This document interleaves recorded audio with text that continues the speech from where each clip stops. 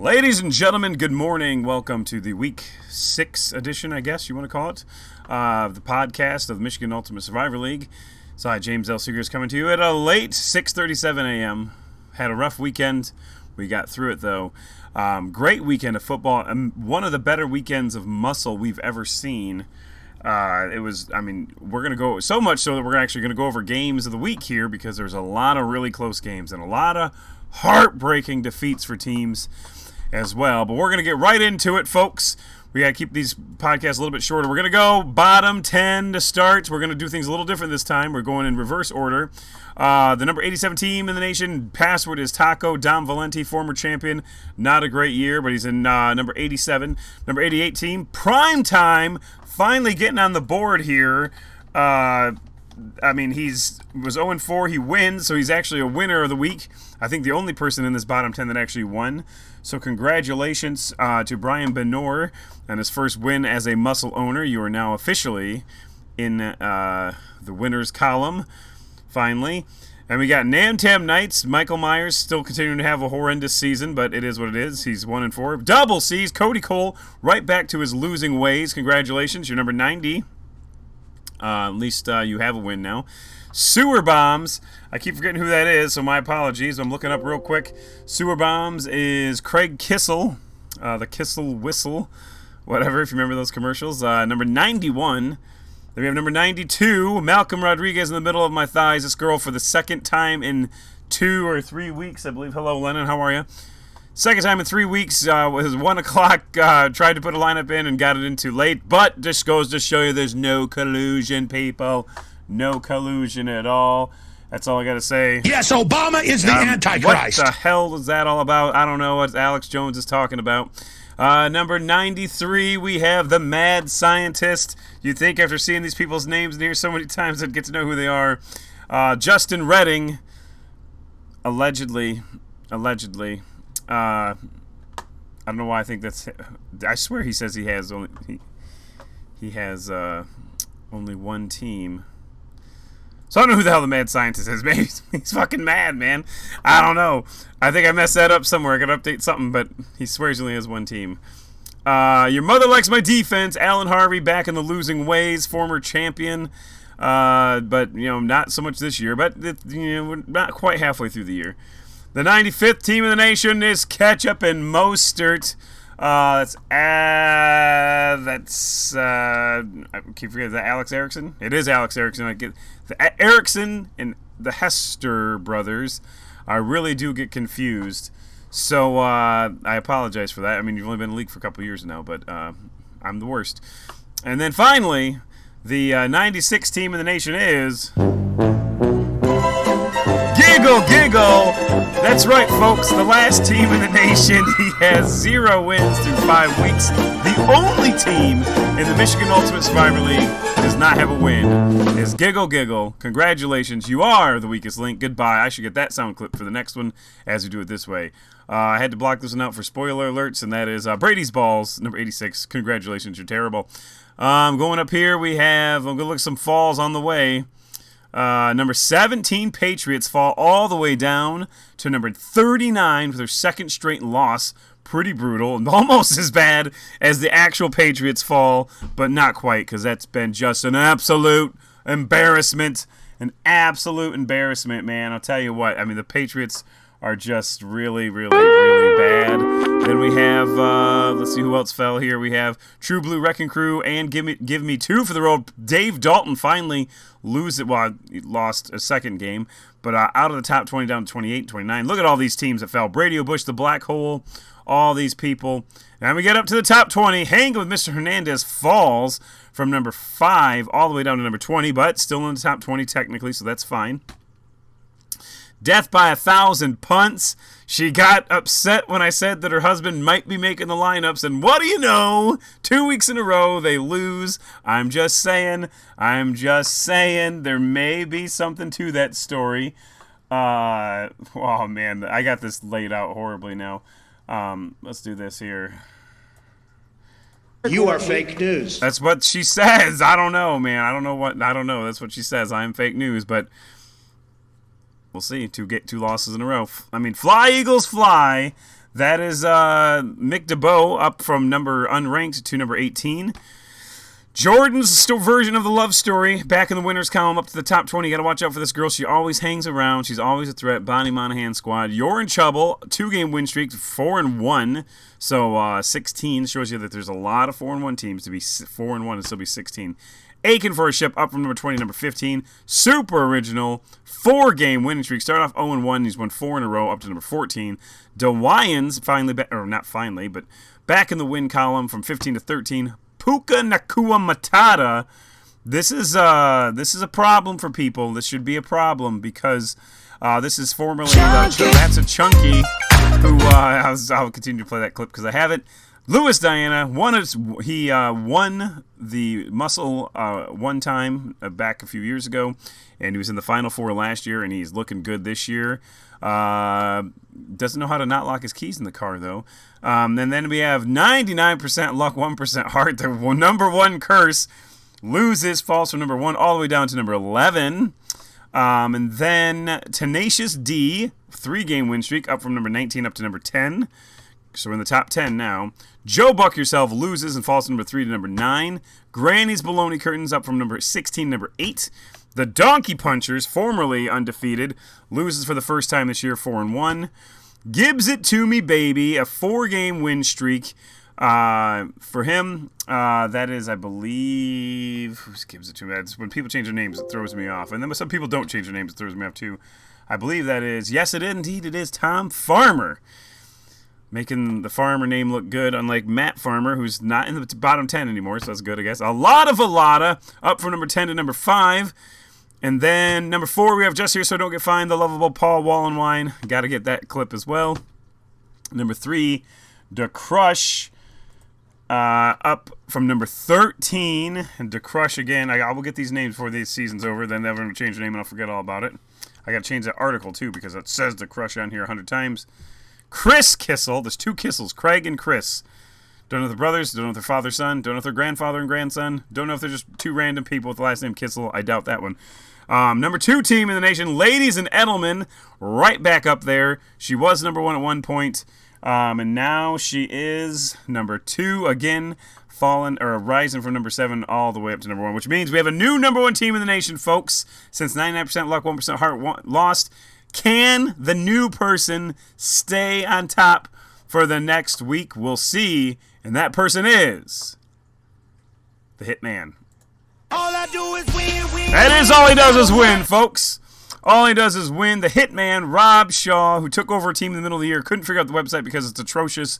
And now, the only undefeated team in the nation is the Hitman, 5-0, 411 points. There are definitely people who have scored more points, but at the end of the day, record matters more. So there's one undefeated team, the Hitman, and there's one, sadly, one stupid winless team. Not a stupid winless team, but a winless team. Giggle, makes me giggle when I think about them not winning a game. Now, if you look closely, though, my wife is not much higher, so I shouldn't make too much fun of you, but I will. And my team finally got back in the win column thanks to Josh Jacobs. Had me sweating there. Very end, he finally got a touchdown. That was a pretty ugly game, but I won some money on it, thankfully, because I always try to bet against the Packers because I hate them with a passion. And there's nothing better than 2 weeks ago watching the Lions destroy them on national television. That was amazing. But you know what? Like I said, in fairness, they've beaten the hell out of us and scolded us in horrendous fashion on national TV many times. So finally, sweet victory. Somehow I do not have that sound clip either. I'm going to make notes. I never prepare these things until the morning of because I'm a little busy. But nevertheless, one of these days this will be a professional broadcast. I promise you, it's going to happen. Anyway, we're not doing winners and losers this week because, like I said, I wanted to show you some of the games of the week that are just crazy. I don't know why you can't just click on these damn things. Let me go to weekly results. Hold on. Maybe this will work better. Fuck no, it won't. God damn it. So week 5 head-to-head. Here we are. Why can you not see this? Or now you can see that a little bit better, probably. So we're looking down here, and you want to look at some of these games, man. First and foremost, let's see here. Games that are close. You have Chubb Ertz, Dom Valenti barely defeating Sewer Bombs, one of the Kissels, 67.13 to 65.18. You have Hittin' Ruggs, 86.01, beating Coming From Behind, Greg Munger, 84.11. Couldn't quite get enough as predicted in my Monday night report. Could not quite get up there. Then you have, some bad games. Balzac Ertz put the pounding on young Bubba here. Lakers defeating the Black Hole 59 to 54. Football is Life smacking Sarah Krasansky in the face 107 to 60. Let's look down here a little bit more. Just here so I don't get fined. This is how Parker Dalton's dad, a.k.a. Dave Dalton, gets knocked out of the top 20 because he got bombed on by Just here so I don't get fined. He wasn't here just to get fined. He was here to beat some ass, and he did. 103 to 64 over Dalton. AB's Albany Empire. I'm curious as to what that is. I'm going to have to look in to see what that... some of these team names I don't get. Had to do real research on Cloacal Kiss. It's gross. But 112 to 73 knocks off Joe Buck Yourself down to number 9. Getting closer here. This is a real beatdown. You want to know why Giggle Giggle's the last team in the nation? Because it put up 34.12 points. It was not randomized. Oh, and by the way, the team they're playing scored 108.58 as Pat Provost Sr. drops the hammer on them. Another 100-point performance. Puka Nakua Matata. 106 to 52 over Elevator Music. Pretty boring performance there. Got doubled up by Matata. And then this is a good game. 94 points by Scott Mukovitz. Was not good enough, though. Still lost to 106 points there. My wife got randomized and still almost beat a lot of Velada, so he's lucky he's number 5. 109 points for Gibbs It To Me Baby. Over Show Me Them TDs, Chad Lige. 75.58 is fair showing, unfortunately. The Mad Scientist, nobody knows who's actually running this team. Or is it Justin Redding's actual team? I don't know, man. Shit, there's so many people I get confused. Fly Eagles Fly triples them up, basically. But then we get down here, now again, I want to do this, and it's like I don't know if they have these sorted by any particular way, but the reason I want to do this is two of these last 3 games. Look at this shit. So my son had the Dallas Cowboys kicker in. He needed 1 extra point to win at this point because he got a field goal and then an extra point. I think they got beat like 42 to 10, right? And at one point it was like 24 to 10, and this guy needed a single extra point. The Dallas Cowboys the Dallas Cowboys offense was so inept they couldn't muster 1 more field goal or extra point or even extra point for the Clockwork Elves to defeat DeMar Hamlin's booster shot. So he loses by 0.07 points. But that was still not the closest game of the week. That honor, 0.07 points, by the way, is pretty crazy. But 0.05 is even worse. Now keep in mind, at one point, last year, I think maybe 2 years ago, there was a game that was decided by 0.02 points. That is 1 passing yard, right? This is 0.05 points, which I believe is a rushing yard. A single rushing/receiving yard was the difference here between Paul Ward's Maulin Incorporated and defending champion Eric Mintern's Everybody Loves Khalif Raymond. 0.05 point loss. Brutal. I am going to scroll down. It does show this here, so this is kind of cool. You can see it all. Look, you can't see everything, I guess. Damn it, why is this the way it is? Let's go this way, see if you can see it now. Okay, there you go. Okay, here we go.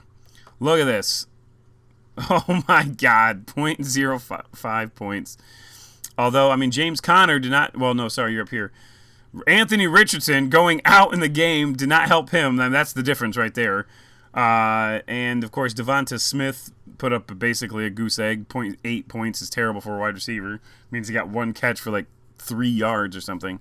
But, yeah, so that's that. Great games. 2 games decided by very few points. So now we're going to look at the conference look again. We're going to do this quickly-ish. Well, I got to scroll up. That's not quick. Standings. Where are you at, friend? Here we go. Standings. Jeff Lebowski Conference. You have the Crush, which is Chris Kissel and Kyle Stoker head-to-head are tied at 4-1. A lot of 1-4 teams, some people in the middle. Kirk Lazarus Conference, you have Granny's Baloney Curtains at 4-1, and then a log jam of 3-2 teams. Chubbers, Whispering Eyes, Conservatism, Radio Bush, The Nuts, Hitting Rugs, Get Golf My Lawn, all 3-2, all just one game out. A lot can happen there. The Braun Burgundy Conference, you have Will Green's The Donkey Punchers, 4-1. You have several 3-2 teams, including Don Knapp, Tom Farmer, Cyril Krasansky, and The Black Hole. Rob Bradley, a few 2 and 3 teams. This is interesting. You have 3 4-1 teams, numbers 9, 4, and 13, all 4-1 in the Jeff Spicoli Conference. I'm sure these guys are going to play each other soon. Down here you have, just like the other conference we just mentioned, we have 1 4-1 team, a.k.a. Rocky Keeling, and then 1, 2, 3, 4, 5, 6, 7 3-2 teams. And basically, the Frank Drebin Conference is just gang banging, giggle here because everyone's just beating him and Dustin Hanson, unfortunately. I love you both, but your teams are just producing wins for everybody else to be 3-2 while you guys are in the basement. So unfortunate for you guys because you're both great owners. Just bad year, but it's only half over. Remember, people, I cannot stress enough, in this league, things can flip at an instant because these teams that are desperate, these teams that are in the bottom, they're going to have to start trying to get in on points, which means that the teams that have to play these guys, just because they're 0-5, it's probably worse news for you not to have played them because they probably will get desperate and start throwing super lineups in to try to get points to make it into the playoffs on points. So, they call this the Ultimate Survivor League for a reason because it is a very difficult thing to win, and when it gets to this point, giggle. Hell, even my team, definitely my wife's team, we're going to start throwing shit to the woodshed because, I don't know if that's a saying, but I don't know what we're doing, but we're producing shit, obviously, right now, but we're going to start throwing it because we're going to have to start winning some games or getting some points. So, interesting back half of the season coming up, I promise you. Then we have 3 4-1 teams in the Brody Bruce Conference with Stephanie Bradley, Vincent Villada, and Louis Diana, all 4-1. Then you have 3 1-4 teams down there, my wife included. And prime time up in the win column. Proud of you, son. And then look at this. We have 1, 2, 3, 4, 5 ranked teams in the Rod Kimball Conference, 3 of whom are 4-1, 3 of whom are 3-2, 1 of whom is not ranked. Chad Liege, don't sleep on him. He is very close to taking over that division. And then finally, we go down here. Now, this one you gotta start worrying about because the Hitman is, I can't even see Nantab Knights, which is sad. I don't know why you can't see it on here, but I can't scroll down any further. It's an unfortunate reality when I can't scroll down to see your team there, Michael. But the Hitman's 5-0, Aiken for a Ship 4-1, Golf and Balls and Clockwork Elves 3-2. This division could get out of hand quickly if some of these teams don't start winning and beating these teams because there's only 2 teams that are 3-2, a 4-1 and a 5-0. Rob Shaw's the Hitman, top of the conference, top of the league. Couple more wins, he's going to be able to start cruising people, I'm telling you. I wonder if he has played Aiken for a Ship. Let's look real quick. Let's see.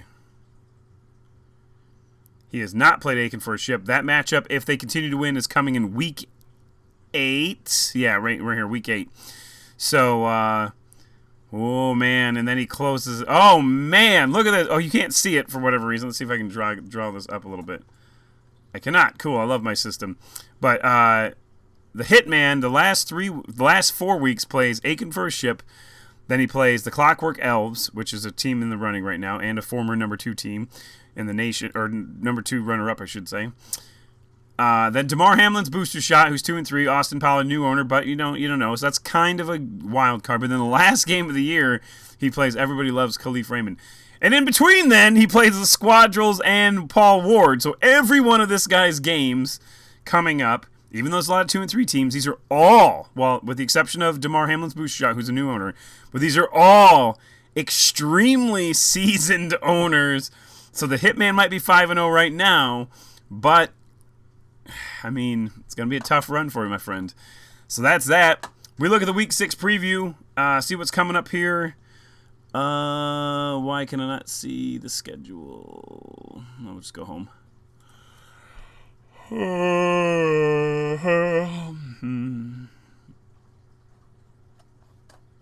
Okay.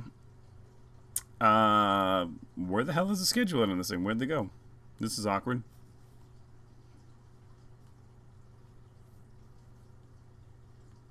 Fantasy. Oh, it's under fantasy schedule now. Okay, well, as opposed to whatever schedule. Anyway, here we go. Week 6. We look at weeks, or we actually, yeah. It's weird. It's week 6 podcast. We talk about week 5, but still. Matchups to look forward to. Right here we go. You're in trouble taking on the Crush. Right here. Oh, by the way, let me just tell you. I would like to say congratulations, before I go too far, to the 2 new owners. Of course, Joel Bills. Now, neither of these teams have changed their names. Joel Bills took over Savage FC and won this week. And then Chris Wallace. A lot of perverts in here. Stop with that. They came and won, too. So both the new owners have produced wins already, showing once again that, this league, nothing's given to you for free. I'm just saying. And there's only one randomizer. That's the sad thing. There's only one randomizer this week. That's why randomizers is a thing. And that was my wife, who has been randomized twice now. So theoretically, she is eliminated from the playoff drawing. She'll have to get it on her own merit. Probably not going to happen. Might get divorced. But, all right, you're in trouble. Kyle Stoker taking on Chris Kissel in a huge game here for 2 ranked teams. Looking at some more ranked teams, Granny's Baloney Curtains trying to keep the 4-1 season up. Going over Greg Munger's coming from behind, who lost a heartbreaker there. The Donkey Punchers taking on Football is Life, 3-2 and 4-1. That is a huge game right there, folks. I will tell you that much right now, even though one team's not rated. DeWyans taking on Derek Gregory's Sticks It In Ya, 3-2, not ranked, but still taking on 4-1. Just here so I don't get fined, can Paul Wallenwine keep the success running over AB's Albany Empire, which is Josh Endicott, 3-2. Again, just because these teams are not ranked does not mean anything. They're 3-2, going against a 4-1 in a conference that is jam-packed. I'm telling you. Give me 2 for the road. Got knocked out of the top 20, but he's still 3-2, taking on Joe Buck yourself. Massive game. I mean, I love this. I love this league because this is like the best when you have every week so many critical games happening. It's a wild ride, man. I'm telling you. Then Giggle taking on the Apache Chiefs. Could they finally do it? Could Giggle get a win, or will they get chopped? That's the question.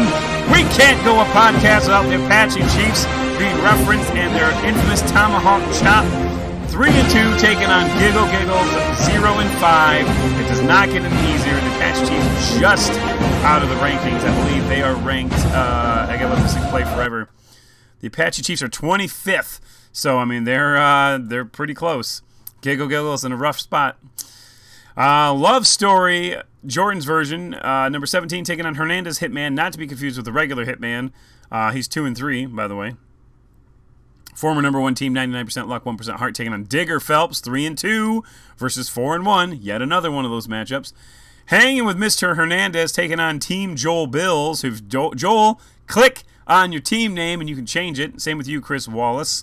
I was just... a lot of perverts in here. I don't know why I love doing that so much. Team Joel Bills, 3-2, taking on not Chris Hernandez, Chris Melclory, hanging with Mr. Hernandez. Battle of 3-2 squads there, so that'll be huge. Because remember, not only do you get the win in the mark, but you also get the tiebreaker when you beat these people. And then we got a huge game. Here is number 5, Vincent Vallada taking on Louis Diana's Pakuna Matata Makaka Manaka Manaka Nanaga. A lot of Vallada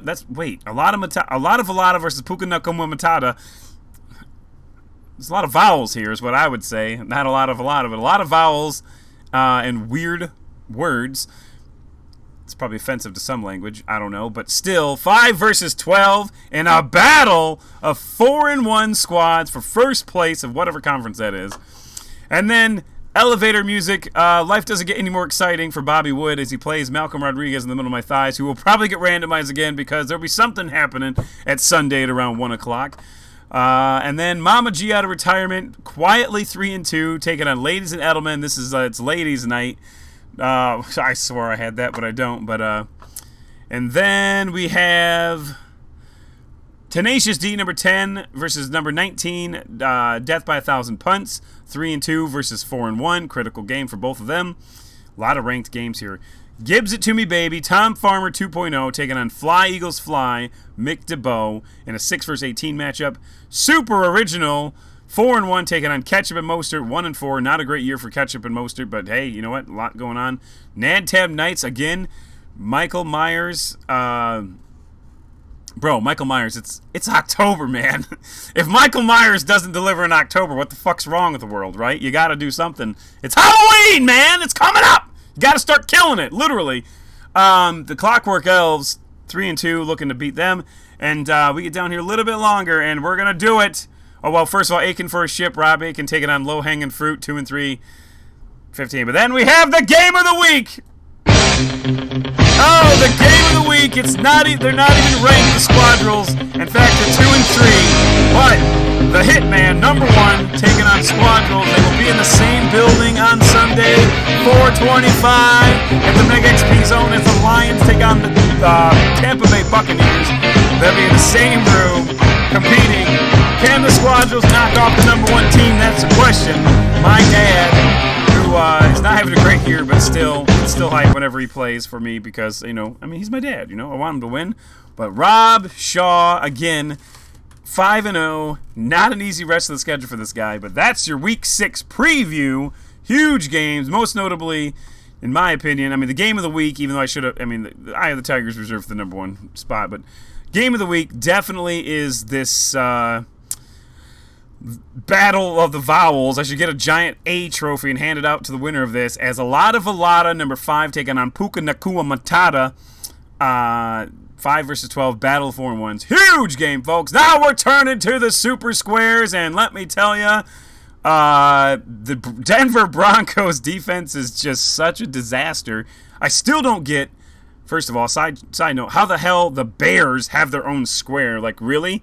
This is like the most trusted, I think, Bravada, I don't know what the hell it is. One of the most trusted sports books in the world. These are their odds. Top 9 teams from each conference by odds to win the Super Bowl. It's how we got these squares. How in the hell did the Bears get a square? I will never know. It shows you how bad the NFC is. And then, of course, the Jets, they had Aaron Rodgers at the beginning of the year, so that makes sense. But Chris Miller, he joined up, one of the last people to join and get a square. 234 yards for the Jets, 178 for the Bears, mostly by scrubbed fields, as they finally got a win, although they almost lost that game.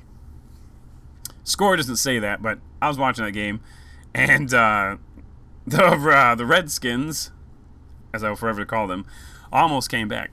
Anyway, we're at 27 minutes. We're under half an hour. Great deal. Get your lineups in, Cassandra Seagraves and everybody else. And Chris and Joel, change your team names if you need help. Let me know. I don't know if you can watch these. Hopefully you do. Anyways, we'll be back next week. Have a wonderful week. Take it easy.